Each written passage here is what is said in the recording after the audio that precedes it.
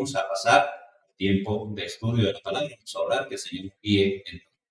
Soberano Señor y Padre Celestial, gracias por la bendición que nos das de estudiar las Sagradas Escrituras.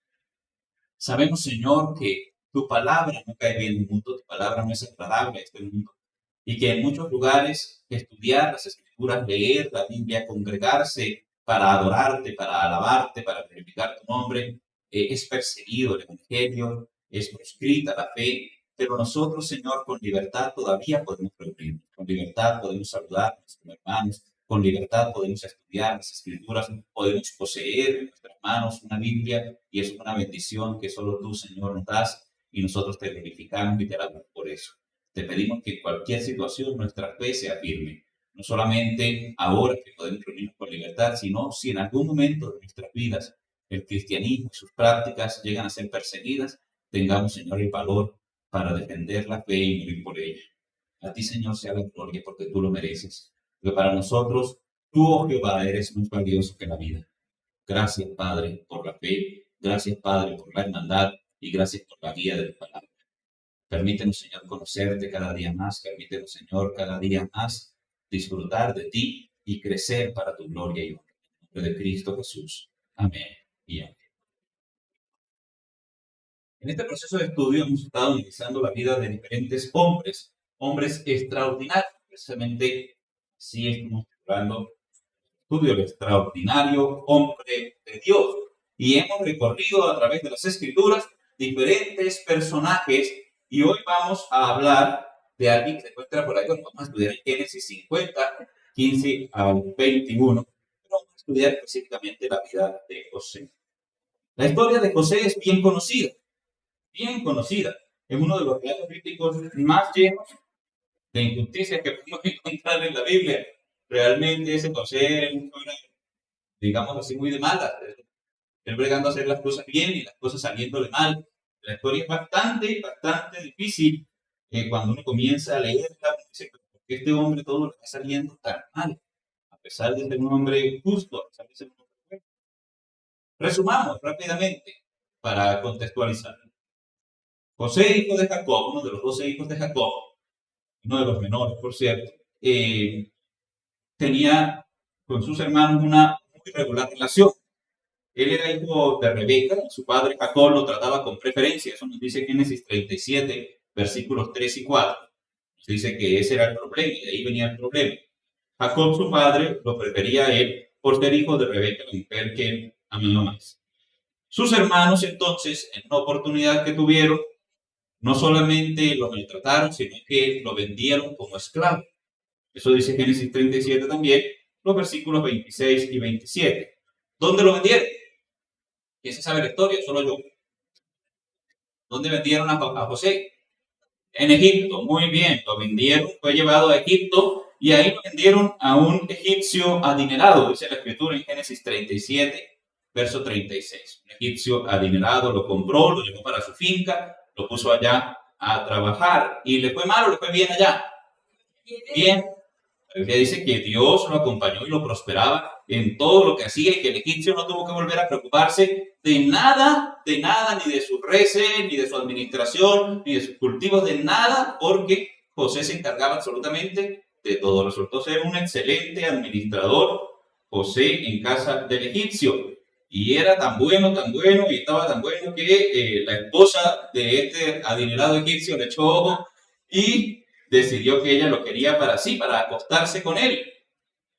Y entonces José, con integridad, decide huir para no pecar, y decide huir, incluso tiene que huir desnudo, dejar ahí sus vestiduras y salir corriendo, porque esta mujer lo estaba jalando a las malas para llevárselo para la cama, y él decide, como le dijo él a esta mujer, no pecar ni contra su amo terrenal, ni contra su Dios. Eso está en Génesis 39, versículos 7 al 9. Y entonces la Biblia nos dice que cuando el rico egipcio llegó a la casa, la mujer le puso quejas del hombre y lo acusó de intentar abusar de ella. Y entonces, como son las leyes actuales, hicieron las leyes entonces, y decidieron creerle a esta mujer sin comprobar nada y echaron a José a la cárcel. Génesis 39, 19 al 20 explica eso. En la cárcel, como era tan buen administrador, terminó sirviendo él a los prisioneros. Era el siervo de los prisioneros, era en la cárcel donde estaban los funcionarios de Faraón que habían fallado en algo. Así que terminó allí trabajando y termina revelando los sueños de dos presos políticos. ¿Quiénes eran estos hombres? Uno era panadero y el otro era copero del rey. Y él termina, pues, revelando los sueños de estos políticos. Y en Génesis 40:23, pues nos aclara que estos personajes se olvidaron de él. El uno porque se murió y el otro simplemente porque se olvidó quién era José y se olvidaron de José. Después de esto estuvo 2 años más encarcelado. 2 años más estuvo encarcelado José, en prisión José, injustamente. Él no había hecho nada. Y luego de un día para otro lo sacaron en las manos de la cárcel y lo llevaron delante de Faraón. Delante de Faraón.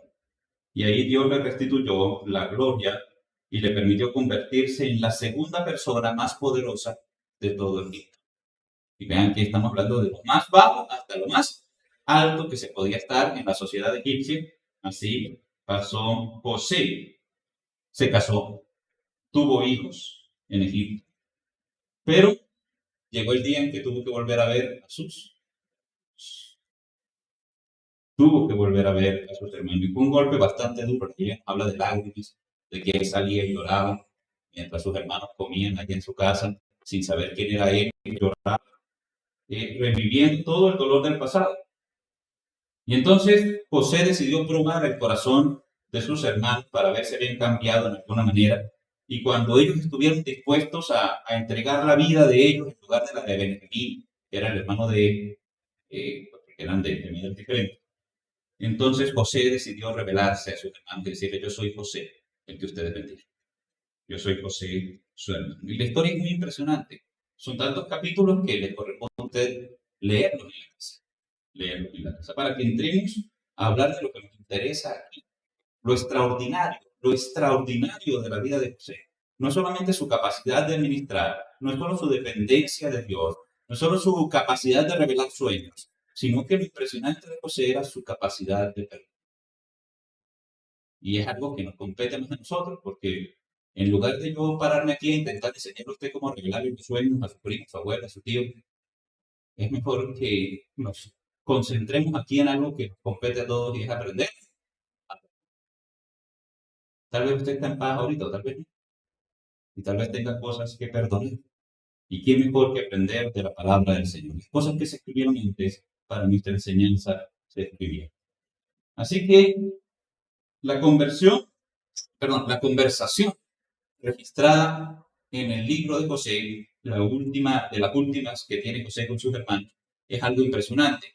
Porque como perdonar era algo tan difícil, sus hermanos no creían. Hasta el final sus hermanos no creyeron que José lo hubiese perdonado. Y decían: José no hace nada por la vaina que papá está vivo. Jacob todavía es vivo.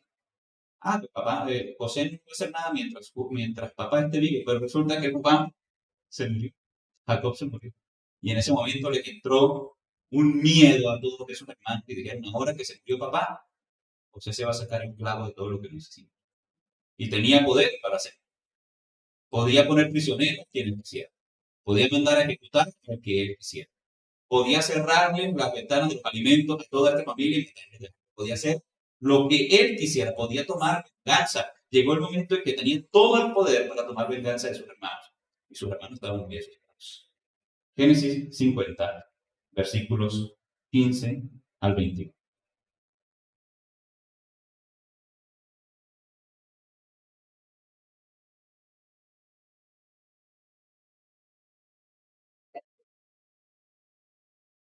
Quince al 21. 50, 15 al 21. Yo leo un versículo. Ustedes el siguiente hasta llegar al versículo 21. ¿Listo? Dice la palabra del Señor. Viendo los hermanos de José que su padre era muerto, dijeron: quizá nos aborrecerá José y nos dará el pago de todo el mal que le hicimos.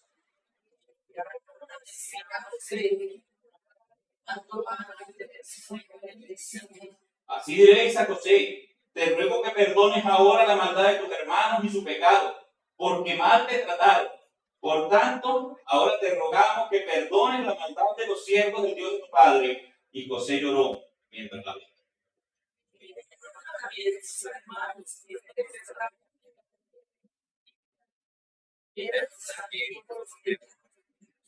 Y le respondió José, no temas, ¿acaso estoy yo en lugar de Dios?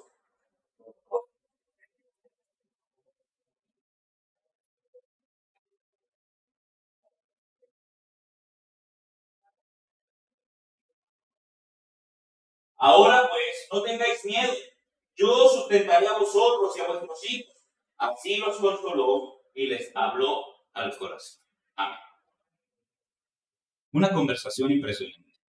Los hermanos estaban tan asustados que usaron el nombre de su papá difunto para asustar, para ayudar a José a perdonar, cosa que no era necesaria. Solamente lo hicieron llorar más de lo que habían hecho llorar toda la vida. Lo volvieron a hacer llorar. Eso nos dice la escritura. Sin embargo, del versículo 19 en adelante, se pueden sacar tres principios que nos pueden servir a nosotros hoy, por si acaso lo tiene que usar ya o lo va a tener que usar. Porque todos en un momento de la vida tenemos que llegar al punto donde tenemos que decidir perdonar. ¿Por qué José pudo perdonar a sus hermanos? El versículo 19 nos da la primera razón, el primer fundamento para construir el perdón que nosotros podemos usar. José pudo perdonar al entender que Dios, que es Dios quien paga al ser humano por sus obras.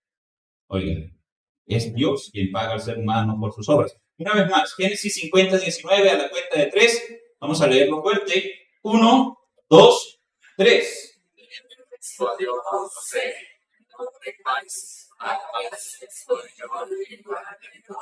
¿Acaso estoy yo en lugar de Dios? Así que José tenía muy claro que le correspondía era a Dios. Que Dios, si alguien podía juzgar a sus hermanos, era Dios. Hermanos, cuando alguien nos hace daño, tenemos dos opciones como víctimas. Perdonar y liberarnos de toda emoción dañina para nuestra vida, o involucrarnos en una carrera de venganza llena de frustración, llena de amargura, llena de rabias constantes contra otra persona. Ahora, si bien, así como lo expliqué, el camino de la venganza es más dañino, ¿verdad? Está lleno, como le decía, de frustración, está lleno de iras, de rabias, de enfermedades, gastritis, problemas de colon y todo lo que venga ahí por tener rabia a otro, etcétera, etcétera. Será que chévere, perdonar es muy chévere, sí, pero a ver si es tan fácil. No es tan fácil. Es más natural el camino de la venganza. Surge más fácil el deseo de la venganza que caminar el camino del perdón. Y José nos da la manera, la forma en la cual podemos empezar a construir, a levantar el perdón que sane nuestro corazón, y es entender que la venganza le corresponde al ser humano. El juez y el ejecutor del juicio sobre las obras de los seres humanos es Dios. Ahora, cuando hablamos de pecado, el concepto de pecado es un concepto que está ligado directamente a la persona de Dios. O sea, pecado es una ofensa o un acto que se hace en contra de la voluntad de Dios. Por eso es que el que puede perdonar un pecado es Dios. Dios es el único que puede perdonar pecados por cuanto son ofensas hechas a Dios. Pero lo curioso es que nuestras maldades, nuestras perversiones, nuestros pecados, por más malos que sean en la vida, a Dios no le afectan. Si Dios no se altera, Dios no va a dejar de ser Dios porque yo sea muy malo. Mire el libro de Job, por favor, capítulo 35, para aclarar esta idea. Job 35, versículos 6 al 8. Voy a pedirle a cualquier hermano con voz fuerte que me haga el favor de leer Job 35, versículos 6, 7 y 8. Job 35, versos 6 al 8. ¿Quién lo va a leer? Si pecares, ¿qué habrás logrado contra él? Y si tus rebeliones se multiplicaren, ¿qué le harás tú? Si fueres justo, ¿qué le darás a él? ¿O qué recibirá de tu mano? Al hombre como tú dañará tu impiedad, y al hijo de hombre aprovechará tu justicia. Muy bien, entonces miren que el versículo es pilas que si son malos, pues tienen que afectar a ustedes. Ahora que si son muy buenos, tampoco le están haciendo un favor a Dios. Y es que ese es el problema, de un lado y del otro. La gente que piensa que para vengarse de Dios van a ser malos, entonces, pues no vuelvo a culto. Pues ahora sí me voy a entregar al vicio, ahora sí voy a hacer todo lo malo porque me han tratado mal, porque me han hecho daño, y Dios lo permitió. Entonces, ahora que Dios pague, quieren vengarse de Dios como si a Dios le afectara. El problema es para ustedes. Y lo mismo pasa con el que viene a la iglesia pensando que le está haciendo un favor a Dios. Y que Dios entonces queda en deuda con usted porque usted vive, porque usted ofrendó, porque usted oró, porque usted abrió su casa para hacer una célula, porque usted hizo una obra misionera, porque usted hizo algo, lo que sea para Dios. Entonces ahora Dios le debe ni fu ni pa. Ni el que es malo afecta a Dios, ni el que es bueno está ayudando a Dios. Y en eso tiene razón. Y el libro de Job, si tienen muchas otras cosas, los amigos de Job estaban escachados en lo que decía. Muchos, lo que es cierto, nosotros podemos hacer lo malo y no se afecta a Dios. Pero seguramente en la hechura de nuestros pecados, en las obras pecaminosas de nosotros, sí le pasamos por encima a un montón de personas, a un montón de seres humanos a los cuales lastimamos, a los cuales defraudamos, a los cuales ofendemos, a los cuales lastimamos. Nosotros sí afectamos a otros. Los asesinatos, los hurtos, las mentiras, las infidelidades y en general toda clase de pecado termina dañando a otros seres, lastimando, sembrando en otros seres humanos la sed por la venganza. Y por eso las personas que son víctimas de los pecados de otros creen tener derecho a tomar venganza por ellos mismos. José, en cambio, entendía que el pago por el pecado es un asunto que venía de Dios y que solo Él es el dueño de la venganza. ¿Dónde dice la Biblia que Dios es dueño de la venganza? En Romanos. Romanos, capítulo 12, por favor, versículo 19.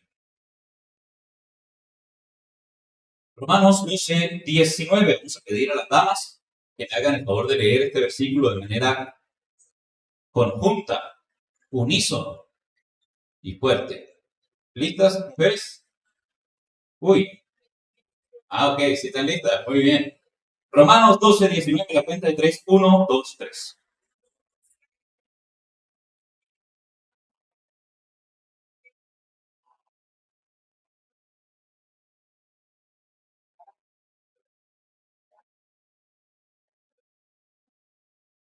Los deseos de venganza de los seres humanos son motivados por la ira, la frustración, el enojo, la rabia que nos da que nos hayan hecho daño. Y la Biblia dice, la ira del hombre no obra la justicia de Dios. O sea, siempre que usted actúe con ira, va a pecar. Por lo tanto, la Biblia aconseja de manera muy sabia, oiga, no se vengue usted mismo, sino que déjele lugar a quién? A Dios, a la ira de Dios. Y Dios dice, mía es la venganza, yo me encargaré de, o yo pagaré, dice la Biblia, dice el Señor también. Entonces el creyente puede reposar en el carácter de Dios. Díganme cómo es el carácter de Dios. Vamos a hacer ese ejercicio. ¿Cómo es Dios? Santo, muy bien, ¿qué más? Soberano, ¿qué más? Misericordioso, muy bien. Manso, justo, amoroso, todopoderoso, eterno. ¿Qué más es Dios? ¿Qué más conoce de Dios? Lento para la ira. Oiga, ese no nos gusta cuando se trata de venganza, pero sí, también es lento para la ira. ¿Qué más? Omnipresente, lo vio todo, sabe todo, conoce el corazón del humano por dentro, sabe qué estuvo allí, qué motivó esa acción, qué motivó esas palabras. Dios conoce todo. Los atenuantes que pueda tener un caso, Dios los conoce. Oiga, y decía, no santo, justo, poderoso, sí, y por el misericordioso. Cuando se trata de ir de juicio a otro, no queremos que Dios sea misericordioso, pero Dios lo es, y no va a dejar de serlo porque nosotros queramos que Él pague y no va a dejar de serlo. Entonces, miren que dejar lugar a que Dios sea juez es dejarle lugar a un juez justo, es dejarle lugar a alguien que va a hacer las cosas mejor que lo que yo podría hacer. Y es descargarse de la ira, es descargarse del enojo, es descargarse del recuerdo doloroso, es dejarlo atrás. Y qué maravilloso esto. Vamos a ir a hacer un ejercicio. Salmo 94.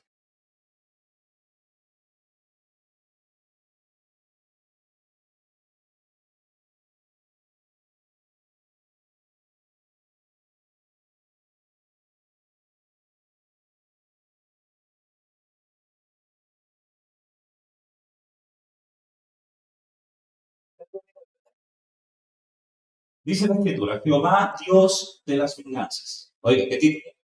Dios de las venganzas. Dios de las venganzas, muéstrate. Engrandécete, juez de la tierra. Da el pago a los soberbios. ¿Hasta cuándo los impíos? ¿Hasta cuándo, oh Jehová, se gozarán los impíos? ¿Hasta cuándo pronunciarán, hablarán cosas duras y se vanagloriarán todos los que hagan iniquidad? A tu pueblo, oh Jehová, quebrantan, a tu heredad afligen, a la viuda y al extranjero matan y a los huérfanos quitan la vida. Y dijeron, no verá Jehová, ni entenderá el Dios de Jacob. Y Gloria decía, lo que Dios es omnipresente. O sea, esto es un error de pensamiento, de lógica de los hombres impíos. Entended, necios del pueblo, y vosotros pagos, ¿cuándo seréis sabios? El que hizo el oído no oirá, el que formó el ojo no verá, el que castiga a las naciones no reprenderá, no sabrá el que enseña al hombre de ciencia. Jehová conoce los pensamientos de los hombres, que son vanidad. Bienaventurado el hombre a quien tú, Jehová, corriges siendo le instruyes, para hacerle descansar en los días de aflicción. Oiga, qué maravilloso este salmo. Puede terminar en su casa, pero es un aliento para el que está afectado porque le hicieron y se encuentra con este salmo y se da cuenta que aquí hay un título, porque aquí tenemos un título, comienza con un título. Jehová, el Dios de las venganzas.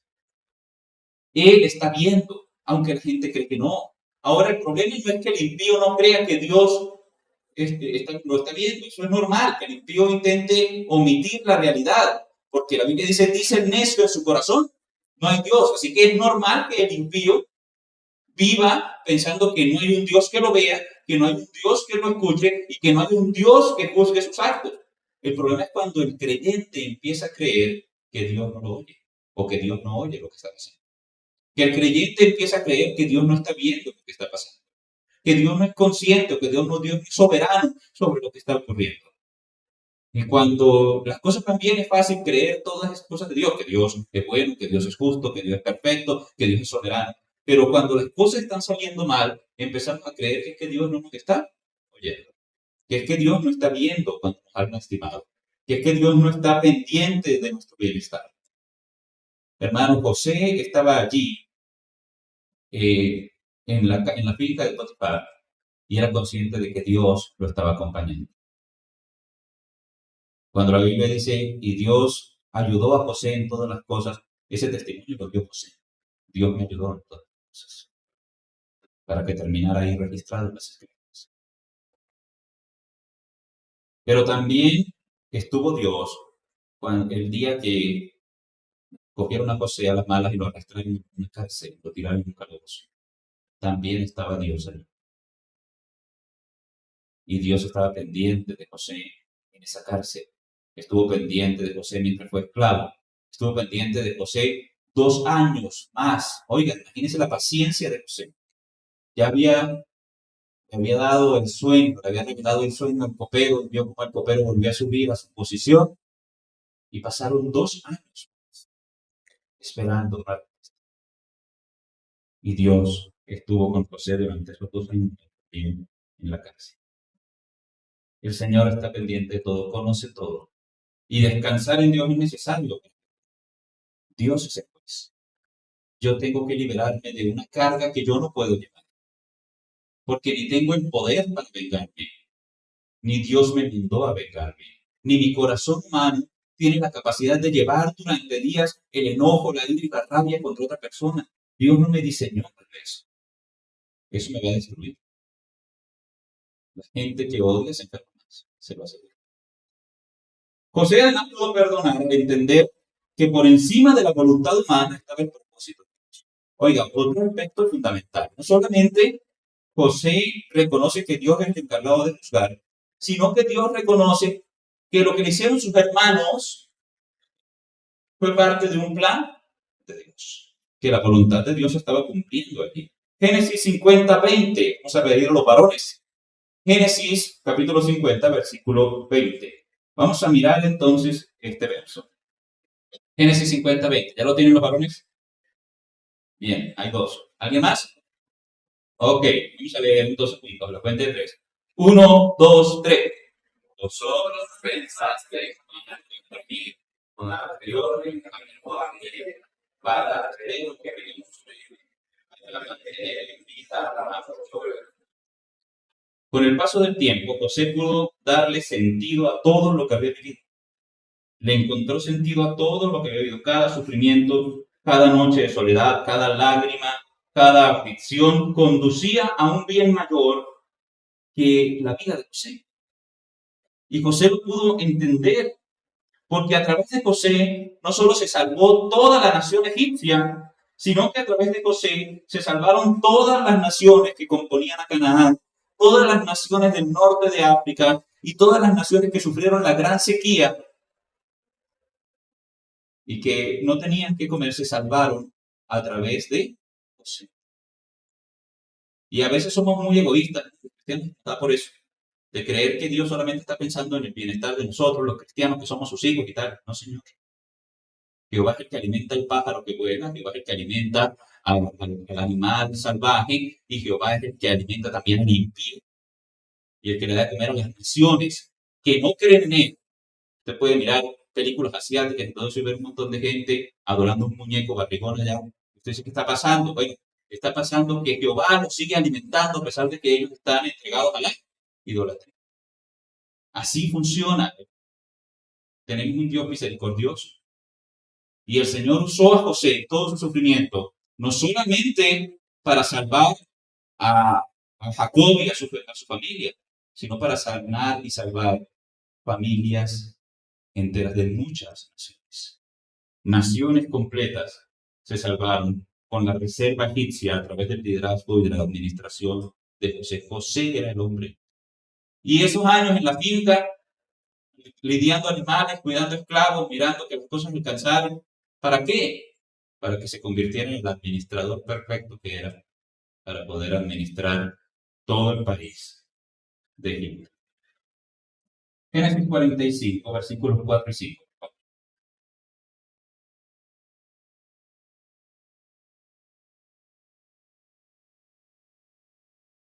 ¿Están allí? Leemos juntos 1, 2, 3. Entonces dijo José a sus hermanos, acercaos en mí, y ellos se acercaron. Y él dijo, yo soy José, vuestro hermano, el que bendice a Egipto. Ahora pues, Dios es el enemigo acá, porque para preservación me envió Dios. Y entonces José había entendido que Dios lo había enviado a Egipto como para preservación de vida, pero lo había enviado a través de sufrimiento. José no hubiese ido de otra manera allá. José vivía bien en su casa, con su papá. Y Dios lo mandó a él y lo hizo a través de sufrimiento. Es decir, cada humillación, la lanzada de ese pozo, la despojada de su túnica de colores, el pensamiento de sus hermanos, la discusión de si lo mataban o lo vendían, esa venta, esa caminata por el desierto hasta Egipto, esa humillación de ser vendido como esclavo, esa situación de terminar trabajando en una finca como esclavo. Todo era un plan de quién? De Dios. De Dios. Las preguntas del hombre que confía en Dios cuando otras personas logran hacerle daño siempre son la búsqueda de por qué. ¿Por qué Dios permitió que esto me pase a mí si yo creo en Él? ¿Por qué Dios permitió esto si yo soy hijo de Él? ¿Por qué si Dios puede librarme de los malignos, de los ladrones, de los violentos, de los abusadores, permite que esas personas lleguen hasta nosotros y nos hagan daño? Y nuestra visión siempre será demasiado corta. El creyente puede mirar con ojos de fe las adversidades y repetirse a sí mismo dos verdades fundamentales. Dos verdades fundamentales que nos sirven a nosotros hoy también, que José tuvo que llegar a entender, que las sacamos de ese versículo. La primera verdad, la tenemos ahí, es que lo que está sucediendo no se escapa de la voluntad de Dios. Oiga, esta verdad se necesita. Cuando alguien llega a hacerme daño a mí, cuando alguien llega a hacerle daño a un miembro de mi familia, cuando alguien llega a tomar lo que me ha costado trabajo conseguir, cuando alguien llega a tocar a una persona que yo amo, entonces me tengo que decir esta primera verdad. Lo que está sucediendo no se escapa de la voluntad de Dios. Viste, sermón no es bonito porque esta parte de meterme con la cabeza no me gusta, pero es la realidad. ¿Quién será aquel que diga que sucedió algo que el Señor no? De la boca del Altísimo no sale lo malo y lo bueno? Si usted sigue leyendo, dice, ¿por qué se lamenta el hombre en esto? Debería lamentarse el hombre de su pecado. Dice la Biblia. Pero qué bueno que haya un Dios soberano sobre las cosas malas. Imaginen que creyéramos en la teoría del caos. Estuviéramos aquí pensando que nada tiene sentido, que existimos por el azar. No, hermano, no existimos por el azar. No nacimos en este país por el azar, o no llegamos a estar hoy aquí en este lugar por el azar. Todo lo que ha pasado en nuestra vida hasta el día de hoy es parte de un plan de Dios, que yo no lo entiendo y que de pronto no es el plan que yo quería para mí. El problema es que nosotros vivimos haciendo planes propios y esos planes van por otros lados. Esos planes en mente van cruzando por una casa cómoda y una condición de dinero bastante holgada y una salud inquebrantable. Ahí van nuestros planes y los pedimos. Y el creyente no va a andar por sus planes. Porque no vamos a predicar a un Dios que nos ayude con nuestros planes egoístas. Vamos a predicar a un Dios soberano que cumple sus planes en nosotros a pesar de nosotros. Y ese es el Dios que nosotros servimos. Y seguro esos planes no van a ser lo que nosotros pensamos, ni van a ir por donde nosotros queremos. Esa es la primera verdad que debemos entender. Jesús le dijo, ¿sí?, a las autoridades civiles cuando lo tomaron prisionero: ninguna autoridad tendrías contra mí si no te fuese dada de arriba. Oiga, unas palabras maravillosas. Eso está en Juan, capítulo 19, versículo 11. Ninguna autoridad tendrías sobre mí si no te fuese dada de arriba. ¿Eso se aplicaba solo a Jesús o se aplica a nosotros también? ¿Alguien puede tocarnos si no se lo permite Dios? Dios entonces es el que permite que cosas sucedan en nuestra vida. Lo segundo que usted tiene que meterse en la cabeza, y que es también más difícil todavía que lo primero. Ya de por sí esto es difícil, pero esto es más difícil. El carácter de Dios es benigno para con sus hijos. O sea, Dios tiene el control y Dios es bueno. Dios tiene el control. Allá ve, lo que está sucediendo no se escapa de su voluntad. Segundo, Dios es bueno. Dios es bueno. ¿Cuántos lo creen? Dios es bueno. Ese Dios bueno permite en su soberanía que cosas malas lleguen a mi vida, pero su propósito sigue siendo bueno. Romanos 8:28 se lo saben de memoria. No lo sabemos de memoria, pero vivir por otra cosa. Y sabemos que a los que aman a Dios, ¿qué? Todas las cosas que se ayuden a bien. Esto es a los que conformen su propósito. ¿Qué va a ser bueno que yo pierda el trabajo? Qué bueno, porque Dios lo permitió. ¿Qué va a ser bueno que yo pierda a un familiar que amo? Es bueno. Yo no entiendo cómo, pero es bueno. ¿Por qué? Porque Dios es bueno y Dios lo permitió. De eso se trata la fe. Vivir la fe es creer que tenemos un Dios soberano y que ese Dios es benigno para los que creemos y esperamos en él. Amén. Ahí tenemos entonces las dos verdades. Y José le ayudaron muchísimo. Le ayudó muchísimo poder decirle a sus hermanos: ustedes pensaron hacerme mal, pero Dios lo convirtió en algo bueno. Ustedes no me enviaron aquí, me envió Dios delante de ustedes para preservarle la vida a mucha gente. Y José ya lo entendía, pero seguramente esperando en esa cárcel mugrosa 2 años para que alguien se acordara de él, 2 años después de que habló con los funcionarios egipcios. Era una cosa muy difícil de entender. Algún día lo vamos a entender. La Biblia dice: ahora vemos oscuramente, como por un espejo, pero llegará el día en que le veremos cara a cara. Entenderemos realmente por qué sucedieron las cosas en nuestra vida. Que Dios tiene un propósito pleno en nosotros. Otra cosa, y lo último de hoy: José pudo perdonar al disponer su corazón para hacerle bien a los que le hicieron daño. Y esto es la muestra verdadera de que se alcanzó el perdón. Cuando yo dispongo mi corazón para hacerle bien a la persona, aunque Dios me dé la oportunidad de hacerle mal a la persona. Porque es que hay algunos que nunca toman venganza, pero porque nunca pueden tomar venganza. Pero que hay del día en que en realidad la persona que me hizo daño esté a mi merced, que yo lo pueda destruir, que yo lo pueda dañar, que yo me pueda vengar. Entonces decir: yo no me alegro, pero me da un fresquito. No, eso es venganza también. La idea es que no haya ningún fresquito en su corazón, que no haya ninguna alegría, que no haya nada, porque al otro le sucede lo malo. Génesis 50, 21 al 23.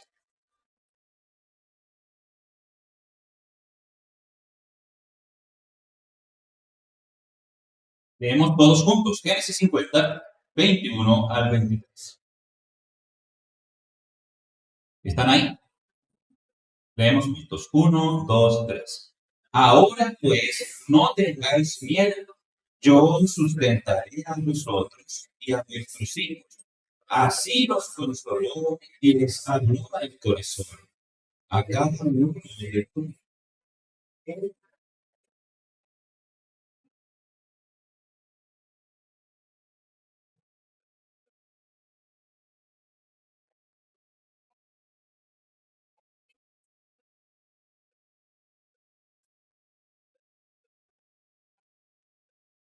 Bien, entonces vean cómo el Señor tuvo consuelo para José también.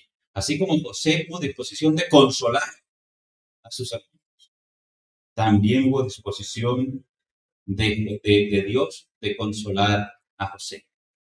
Ahora es muy interesante cuando la Biblia dice, cuando Jesús dice a sus discípulos, les enviaré otro consolador. ¿Se han leído eso? O sea que la función del Espíritu Santo en nuestro corazón es servir de consolador. Es encontrarle sentido al sufrimiento, es encontrarle sentido a las lágrimas derramadas, es encontrarle sentido a la opresión del prójimo sobre nosotros, es entender que Dios tiene un propósito, que Dios tiene un plan y que ese plan trasciende nuestra vida, nuestra comodidad, nuestra felicidad en esta tierra. Que el plan de Dios no es un plan que sea para 20, 30 o 50 años o 100 años que usted vaya a vivir aquí. Que el plan de Dios con cada uno de nosotros, el plan de Dios es eterno. Cuando Dios mira hacia nosotros, nos ve con un propósito eterno. Oiga, somos tan limitados para entender a Dios, que nosotros queremos encontrarle sentido a todo aquí. Y hay cosas que nunca le vamos a encontrar sentido. ¿Por qué sufren los creyentes? ¿Por qué se enferman los creyentes?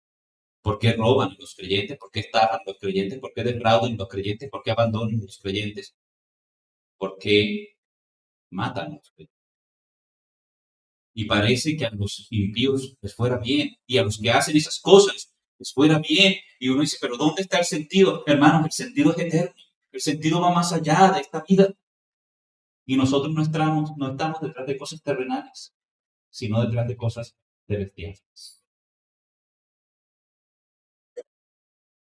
La Biblia nos dice también que José, cada uno de sus hermanos, le dio mudas de vestido. A Benjamín le dio 300 piezas de plata, 5 mudas de vestido. Y a su padre le envió 10 asnos cargados de lo mejor de Egipto, 10 asnas cargadas de trigo, de pan, de comida para su padre en el camino. Eso cuando lo mandó a llamar. Generosidad, abundancia. José había determinado no seguir devolviéndoles mal por mal a sus hermanos. Y el creyente tiene que disponerse a no replicar el mal. Alguien tiene que ser el que evite que el mal siga fluyendo.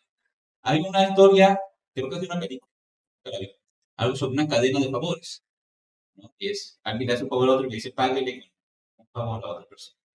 Y es una cadena de favores, una cosa muy bonita. Pero en el mundo funciona de manera muy natural, no una cadena de favores, sino una cadena de venganzas. Y entonces es el hombre que le va mal en el trabajo, llega a su casa y le grita a su mujer, la mujer está toda airada, pero no puede pelear con él porque él está bravo, entonces se saca la rabia con los peladitos, les pega injustamente, los maltrata, el niño sale a la calle, le pega a sus compañeros de colegio, también está airado, está enojado, está bravo, el otro siente el niño, también la rabia y le pega al otro, y también llega ya todo resentido, todo bravo, y así va funcionando una cadena, pero una cadena de odio. Alguien tiene que poner un alto a eso. Y los creyentes están llamados a ser el que le pongan un alto a eso, no pagando a las personas mal por mal. Romanos 12, 17 y 18. Romanos 12, 17 y 18 de este lado. ¿Listo? Y Romanos 12, 20 de este lado. Ambos en Romanos 12, 17 y 18 aquí y versículo 20 de este lado. Vamos a escuchar entonces a la nave de mi mano derecha leyendo de manera fuerte, unísona, perfecta, Romanos 12, 17 y 18 a la cuenta de 3. 1, 2, 3.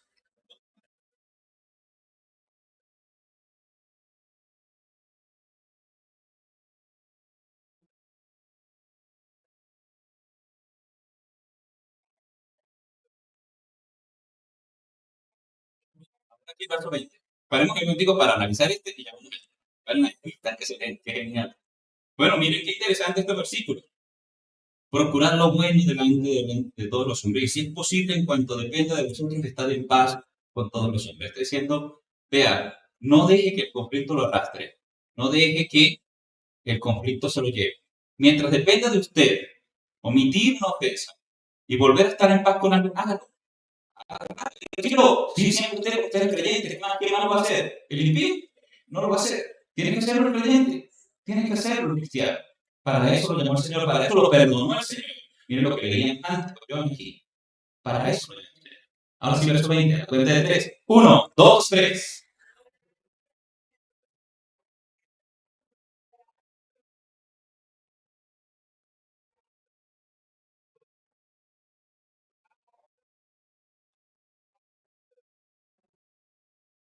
Siga, no seas vencido de lo malo, fíjense con el bien.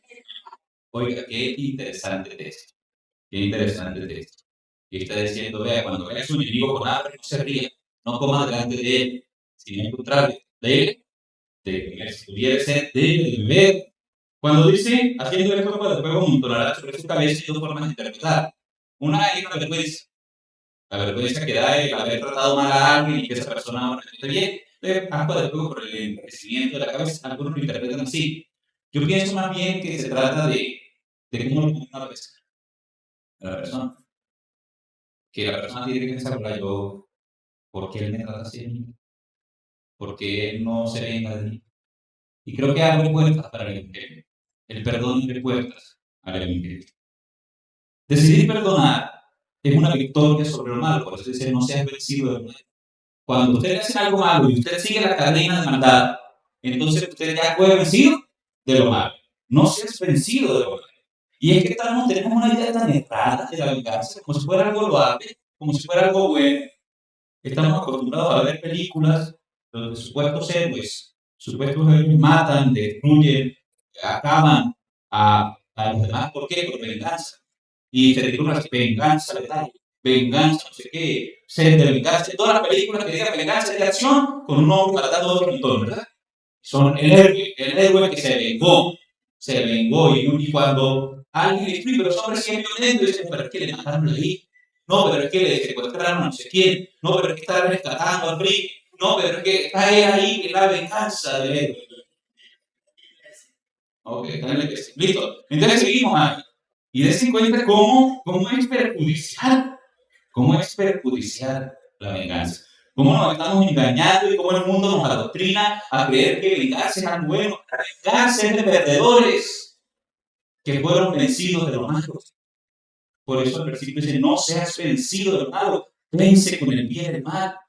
Vengarse es de perdedores, no de dadores. Son hombres que no tienen control y dominio sobre sí mismos. Son mujeres que no tienen control y dominio sobre sus propias emociones. Esos son los que buscan venganza. Los ganadores son los que vencen con el bien el mal. Último versículo de la mañana de hoy. Primera de Pedro, capítulo 2, versículos 20 al 23. Vamos a leer 4 versículos por una vez. Versículo 20, versículo 22, versículo 22, versículo 23. ¿Sí? Comenzamos por mi mano derecha, en el versículo 20, primera de Pedro, capítulo 2, a la cuenta de 3. 1, 2, 3. ¿Sí?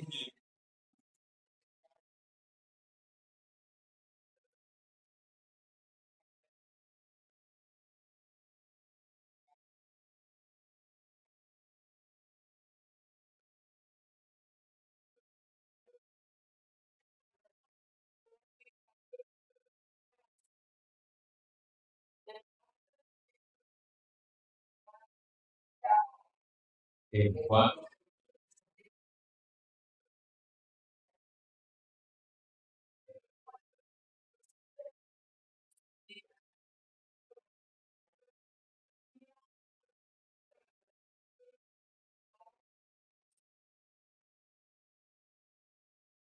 Amén. Esta porción nos termina diciendo, si terminan sufriendo por agradar a Dios, si terminan llevando un agravio, una ofensa de parte de otro, porque ustedes quieren agradar a Dios, hermanos, esto es agradable. Esto es loable delante del Señor. Porque así lo hizo Jesucristo. Incluso la Iglesia dice esto es aprobado. Así lo hizo Jesucristo y nos dio ejemplo. Y nos dice, mire, cuando Jesucristo vivió, no pecó, no salió engaño en su boca. Y cuando los demás decían, no devolvía la maldición. ¿Cuánto lo han maldecido últimamente? ¿No? Va por ahí en el carro y no falta el que le grita algo y le sacó la rabia. Ahí está y no crean que le dijo algo bonito, le dijo algo bien feo, pero no importa, lo maldijo. Entonces, no responda. Yo que soy una más fea, que lo que él dijo, ¿verdad? Yo que soy una más fea. No, usted se sabe, no vaya a decir, guárdese. No vaya a contestar con maldición. Quien cuando padecía, amenazaba. Dice, no amenazaba. No, no por lo menos la amenaza. No amenazaba. No iba a pasar nada. No iba a pasar nada. Encomendaba la causa al que juzga justamente. ¿Quién es el que juzga justamente? Dios. Dios. Entonces, ¿por qué José perdonó a sus hermanos? Vemos ahí que dispuso su corazón a hacerles bien. Si usted decide a esa persona que ha hecho daño empezar a hacerle bien, empieza a hacerle bien, a facilitarle las cosas, a ayudarlo, a tener una necesidad, suplírsela, a orar por esa persona. Pero no impecatoriamente, porque para orar impecatoriamente es casi, no, señor, no imprecaciones. No, usted va a orar por el bienestar, Señor, que conozcan. Señor, que podamos ser testimonio para ellos de tu amor. Señor, que vaya bien.